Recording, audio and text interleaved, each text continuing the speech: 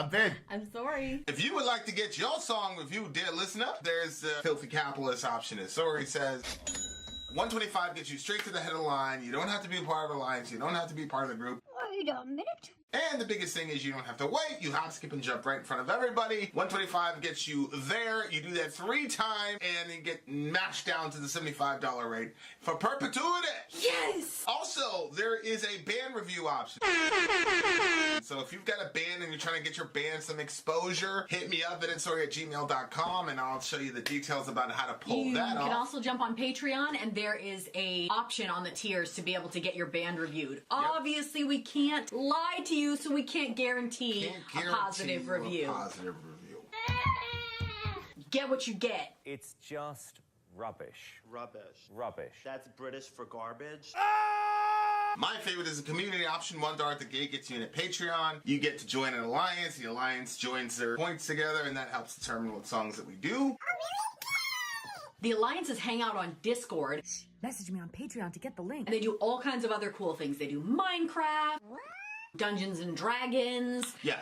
It's really a community within the community. Anybody can go on the village, facebook.com/Vin and Sori. There's 160,000+ people on the channel.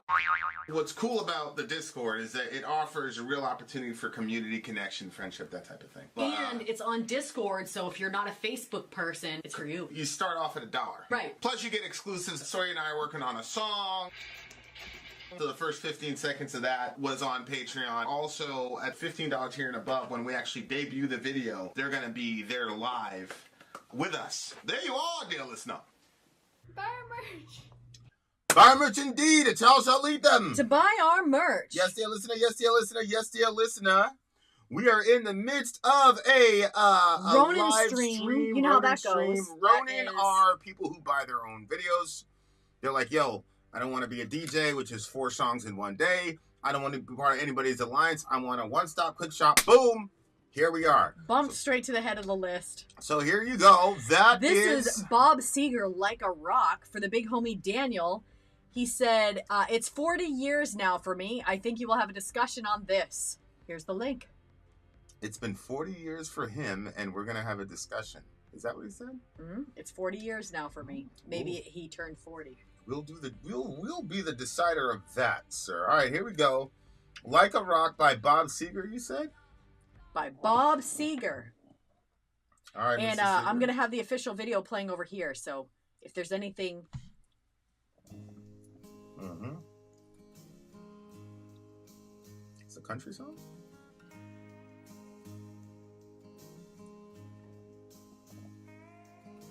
Sounds like it.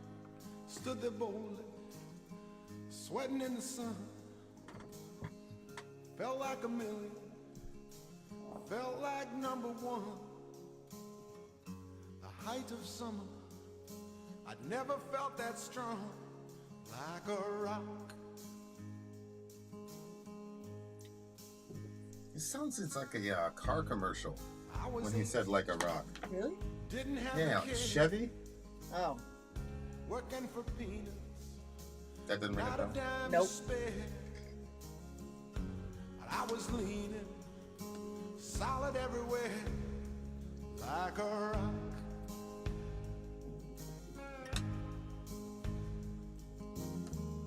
My hands were steady, my eyes were clear and bright.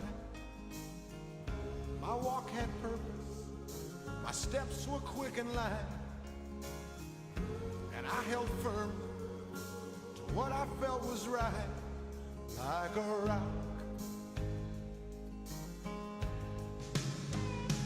Like a rock. I was strong as I could be, like a rock. Nothing ever got to me, like a rock. I was something to see, like a rock.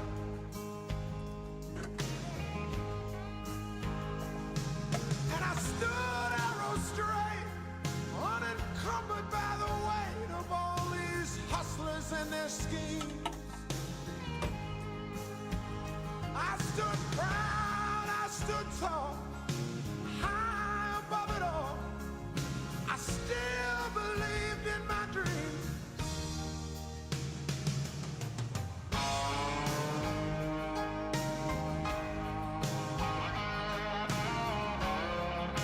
right. They played this in a Sevi commercial. Look at that. I was right. I feel like they used that phrase, like a rock, as their slogan in the early 90s. I'm not sure.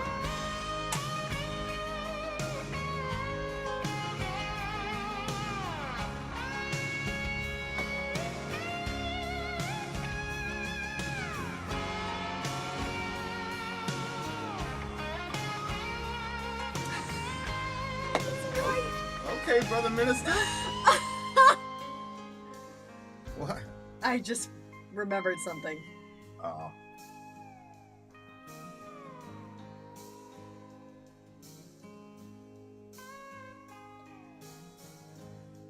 "20 years now, where'd they go? 20 years, I don't know. I sit and I wonder sometimes where they've gone." That's why he said 40 years.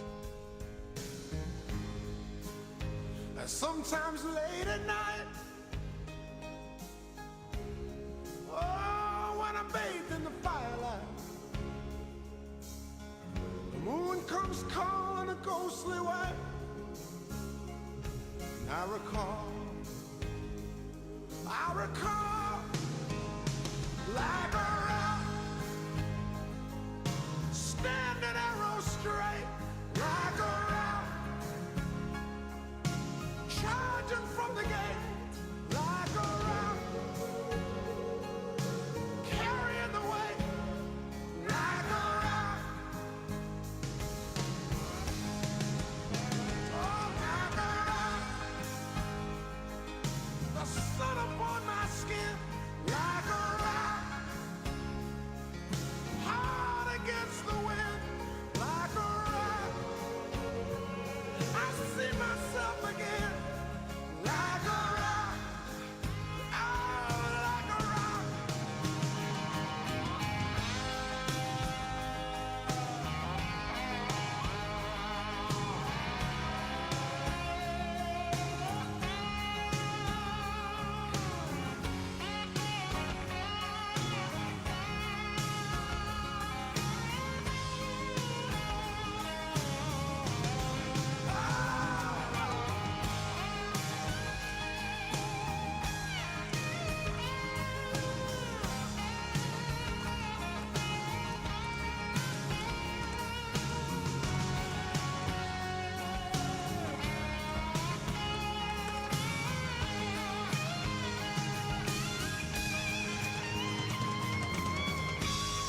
Woo!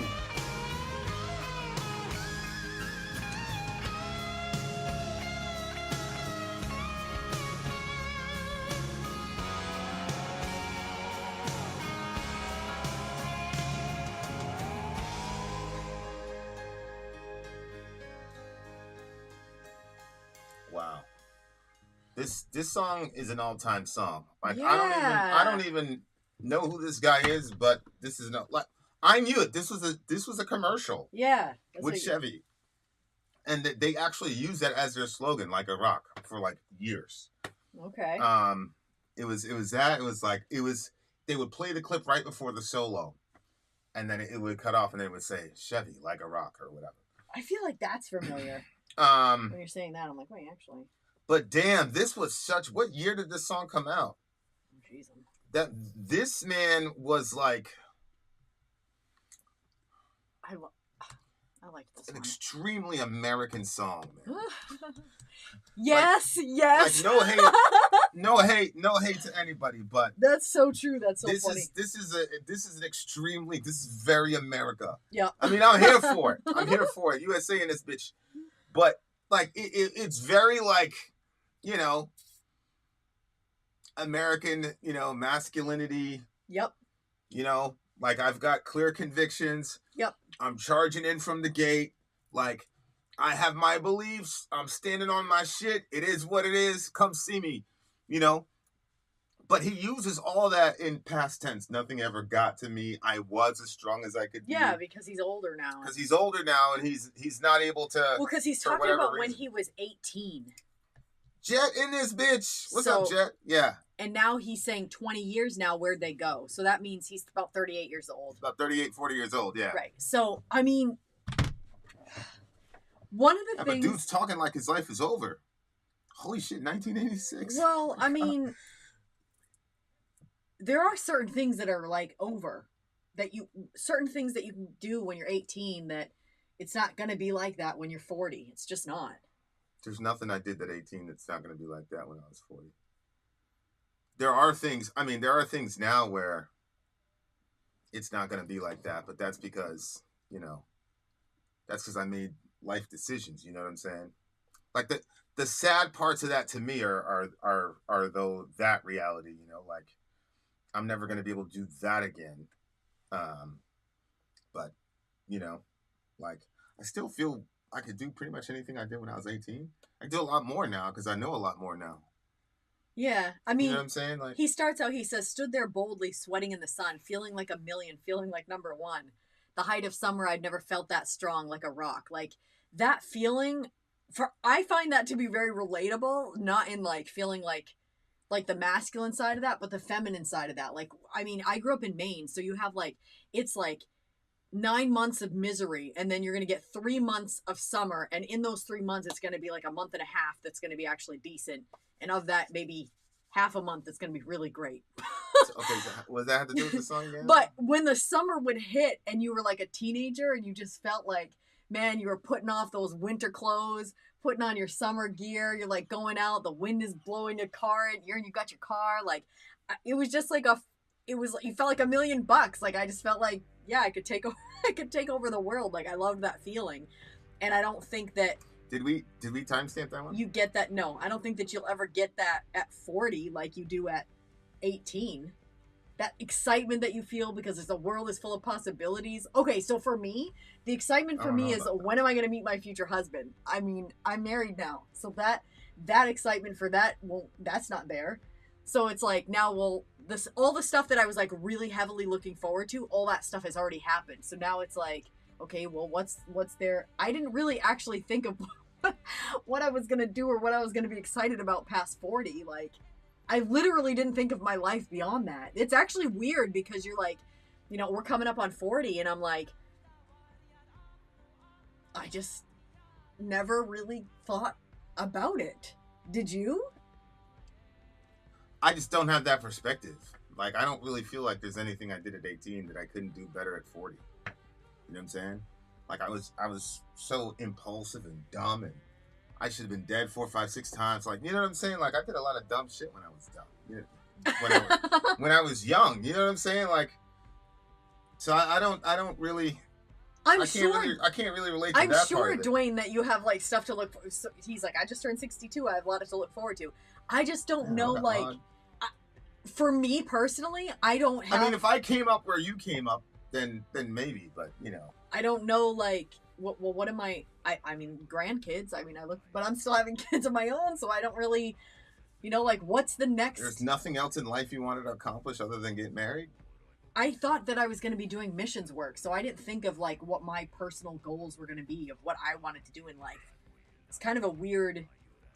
Well, being a missionary was your personal goal. That was a personal goal. Right, but it wasn't like... I mean, I'm not. Not in the way that I thought it was going to be. I didn't think I was going to be running a YouTube channel, that's for sure. Yeah, it just seemed to me like this guy, I don't want to say, I'm not saying he gave up on life, but he just kind of, he talked about when he still had his dreams and stuff like that. I'm like, damn, dude, like, really? And it's odd because, like... I still believed in my dreams, yeah. I mean, obviously he accomplished something. I mean, you're a giant guy. Chevy's using your song for decades after you're gone. Like, yeah, but he wouldn't know that. Like, sometimes, I'm saying gone from, like, the industry. I mean, he could still be alive very well. If he's only 40, 20 years ago, he's only 60 years old now, so what's the problem? You know what I'm saying? Well, no, he'd been 40 years ago. I was like, I think it was longer than that, but I wasn't going to argue it because I didn't know for sure. 40 years ago, yeah. I mean, he might be alive, he might be dead. But anyway, like, I will say, like, I never expected to live to No, he's 79 years old. to 60 or 80 or whatever the hell. I never expected to live, that. But as far as like, oh, there's nothing left for me to do. Yeah, you or I always don't have any like other, another plan. Like you're like, I'm gonna drop these songs. We're gonna get this done. We're gonna try to play live. Yeah, like, yeah. You've got a whole bunch of stuff There's that always there's always shit to. And I feel like do I've and sort of overcome. like jumped onto yours. Like I'm like, okay, that's what we're gonna do. Okay, let's do it. But I don't have any personal like. Probably because my stuff is like related to the previous song. Mine would be like all like these earthy things that I'd want to do. But my big dream was to get married, and here you are. I'm not trying to do something out there. Your big dream was to get married and then die as a martyr on the mission field. Right? I mean, that was basically it. Yeah. yeah, and then you kind of traded that in for when you got married to homeboy. You know what I'm saying? Well, I didn't trade it in. I thought it was still gonna. I mean, now that I look back, it was a little bit naive. I prayed about it, and I felt never thought that boy was getting on no plane. But I felt like I was still gonna do something, and God was gonna make it happen. Yeah, I mean that could very well be true, but I don't know. I think people make decisions in their life that puts them in a certain place, and then they get all like nostalgic about shit. And I could have done this, I could have done that. I'm like, I don't know, man. Like, especially like I'm looking at him. I'm like, you're perfectly set up right now. Like, what are you talking about? Like, you came up with this great song that can't be the first song he's written. Like, he's probably eating off of his music. Like, you're living the dream. Like, that's the other thing. It's like, how much of the dream does a person have to live before they feel like they've accomplished the American dream? Like, that's it's a real question. You know what I'm saying? Like, but yeah, dude sounded like he was like in a old folks home or something. Like it was over with for him. I'm like, I don't know, bro. Yeah, I think it's the like looking back at those. The other thing too is, I never thought that I would feel like the nostalgia necessarily of the past, like just like the time period and like what it was like. Like I didn't think that was going to be something that I would, but I do now. Like, when you see stuff from the 80s or whatever, and you're like, oh, okay, you really vibe with it. And it's like, I remember like older people talking about like the 60s, and you know what I mean? Like that was like their big thing. Like, oh, when it was like that, it was, you know what I mean? Like, I guess we all just keep cycling through this same thing where we all have like whatever time period we're in, we look back at it and we're like, oh, that was the best, whatever. I don't know. I mean, I definitely don't think my time period was the best. Although I will say that us not being afflicted with social media was a big gift. You know what I'm saying? Like, I don't think that this generation is weaker than us in any way. I just think that they have more. Oh man. They have more pitfalls than we ever did. I agree with that. And for the first time in history, really, you have pitfalls for people that are going through things as kids, where at the macro level, the parents don't understand. Yeah. You know what I'm saying? So, like, if you look at the variance between... Yeah, because you could say, well, we were there, but... Right. Yeah, a lot of parents... This happened to you, that happened to you. Yeah, that happened to me when I was in school. But, like, your parent doesn't know how it is to get, mobbed on Facebook or, an AI. Now they got AI that can simulate shit. So now we can make it, I'm sure some dude is going to make some crazy video out of the most popular girl in school. Like, there's all types of shit now where you can do that, and hell no, your parent can't relate to it. Until the people, the kids are kind of like on their own. So anything that this next generation of kids does, like, they're gonna get a green card, they're gonna get a golden ticket from me, most of it, because it's like, unfortunately, this generation that came after us is a guinea pig 100%. Generation. We're just experimenting with shit with these people, socially and otherwise. The other thing is, your parents warned you. Like, my dad would say, like, if somebody's doing something, breaking the law, don't stand there and break the law with them, because you can be guilty by participation. You just happen to be in the wrong place, wrong time. Like, get out of there. Like, there was stuff that my parents taught me that was real practical, that if you used, it would save you out of these different situations. But there are certain things that we cannot prepare our kids for, because we don't even know that it's happening or that it could happen. You probably know a lot more about, about those sorts of things. But I think your average parent doesn't really know what's going on. And your average parent doesn't know. I mean, your kids are a lot more savvy than you are. Just period, full stop. I mean, so you can't warn them. Like, for me, that's why I've always been a big principle person. I've not been a very big case by case scenario. Yeah. I always try to teach kids principles, because principles are everlasting and don't get affected by technology, and will give you some sort of a true north in the midst of all that chaos. So, like that's why, you know, a lot of times with the kids, it makes parenting a lot more difficult, but it prepares your kids, because really what you're trying to do is you're trying to teach them how to think. Ultimately, all of this comes down to, like, how do we think? How do we use our mind to overcome this problem? That type of thing. Mm-hmm. And so it's like, this guy's in a new phase of life. Maybe this is a midlife crisis type situation, which, you know, 40 years old, that makes a lot of sense. He's in a midlife crisis. It's like, you know, yeah, I think he's saying now at 79, you know? I think a lot of it is like a meaning crisis, not a midlife crisis. I think it's a meaning crisis. I think what happens is people hit an age, they go 40, oh my God. And, you know, 20 years ago, if you hit 40, that was like the end of your life. You're over the hill, all that shit. Mm-hmm. Now it's like, I don't know, 40 is the new 30, whatever it is. But like, he's looking at his life, and people are like, okay, you're at the halfway part. And they start taking stock of their life. And they start saying, what have I done? What have I contributed? You know, and then you get hit with this existential dread. And so the guy, instead of dealing with that existential dread, he goes out and divorces his wife and marries a 20-year-old secretary, goes to the gym 5 days a week, and now he's driving a Ferrari and all this shit. All of this to distract him from the fact that A, he's gonna die. Like, he's closer to dying than he is to the day that he was born. And B, so this young girl, this young car, this young lifestyle, in my mind, is traveling back in the past somehow, so I can live a little bit longer. Mm. And the wife, I gotta divorce her because she's aging too, and that's another reminder to me that I'm aging. And then what happens after I die, and what am I doing with this life? That type of thing. So it could just very well be you're in a midlife crisis. Mm-hmm. You know what I'm saying? Like you. And to me, that's why I go crazy when I see Christians. And how could you have a midlife crisis as a Christian? Like, all your best is in front of you. Oh. You know what I'm saying? Like. Oh, yeah.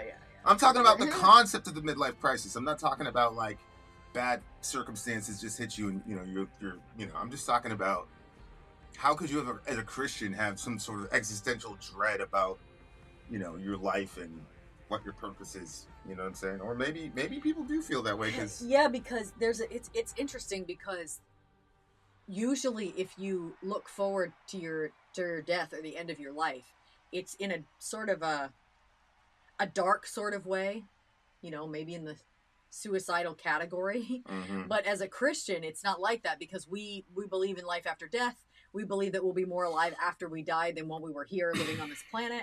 And so it's almost this, you know, Paul said, listen, I would rather go, but if it's necessary that I stay, then I'll stay. So it wasn't this like, I want to die, this suicidal ideation that was going on with him. It was just that he understood that what was coming was greater than what he had here, and that he was going to, the scripture talks about being known even as you are known. So you hear it too in people's NDEs or near-death experiences. They'll talk about like going to the other side, and like without any explanation, everything makes sense. And that when they're in that moment, they're like, oh my gosh, like everything fits together and it all makes just such sense. Where when we're here, there's so many question marks, and there's like, well, why would this have happened? And why that? And why?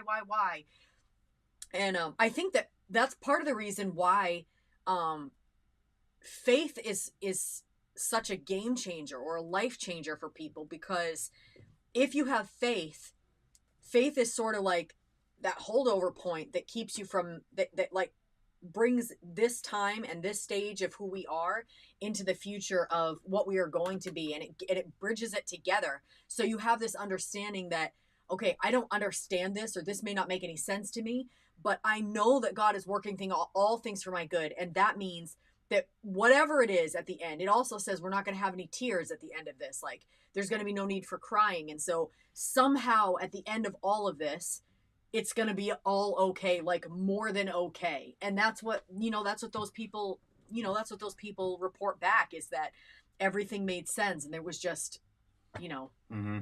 So. They also reported that they didn't want to come back. Right. And depression, like heavy depression when they got back, like some of them. What do you give it?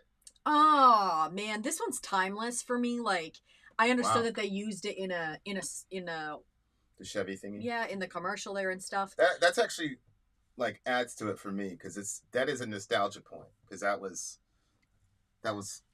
old school commercial. Go ahead. Mm-hmm.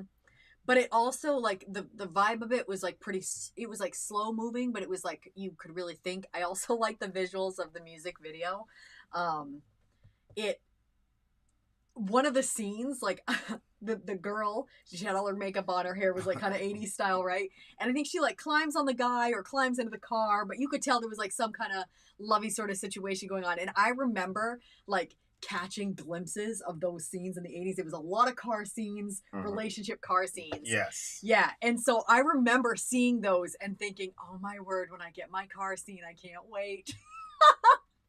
So it just reminded me of like wanting that so much, and then eventually having those moments. Anyway, it was cool. I liked it. This is a well, if it's timeless for you, good night. It's timeless because if I'm gonna give it a 10 actually. I think also where it hit me also in my life. Perfect time. Yeah, I'm gonna give this one a 9.9. 9.9. Definitely some nostalgia points for sure. Yeah, that's crazy. And Homeboy looks pretty good for 79, bruh. I'm looking at this guy's picture. Oh, he still looks cool. Yeah, he got his gang right here. He got a black headband up there, headband gang. Yeah. You guys are gonna see. I'm gonna debut the new Vin and Sori head wrap thingy that's coming out pretty soon. All right, there, listener, we'll be back. We're going to be featuring one of our very own from the freaking village, Silver freaking Kyrie. We will see you on the other side of the break, dear listeners. About to be a bang up in this bitch. Let's go.